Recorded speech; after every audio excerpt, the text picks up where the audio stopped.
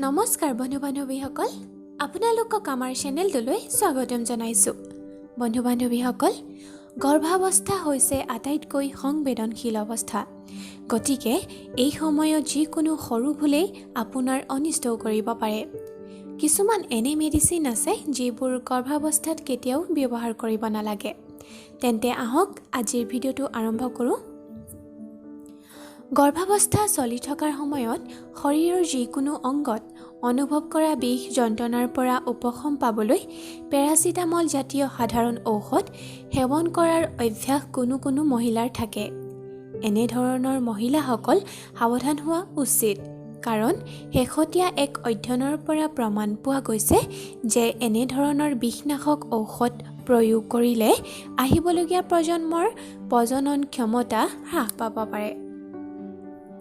দ্বিতীয়তে, গৰ্ভাৱস্থাত এস্পিৰিন টেবলেট সেৱন একেবাৰে অনুচিত। এই টেবলেট সেৱন পেটৰ বিষৰ লগতে গৰ্ভপাত ঘটোৱাৰ সম্ভাৱনা থাকে। গৰ্ভাৱস্থাত একনে মেডিচিন লোৱাটো একেবাৰে বৰ্জনীয়। এই মেডিচিন গ্ৰহণ কৰিলে জন্ম হোৱা সন্তানৰ বিভিন্ন বেমাৰ যেনে হৃদৰোগ, ব্ৰেইনত পানী জমা হোৱা, মগজুৰ বিকৃতি আদি ৰোগ হ'ব পাৰে।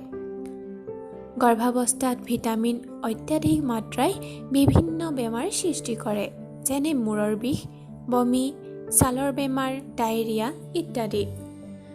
বন্ধু-বান্ধৱীসকল, আশা কৰোঁ ভিডিঅ'টোৰ কথাখিনি আপোনালোকে বুজিব পাৰিছে।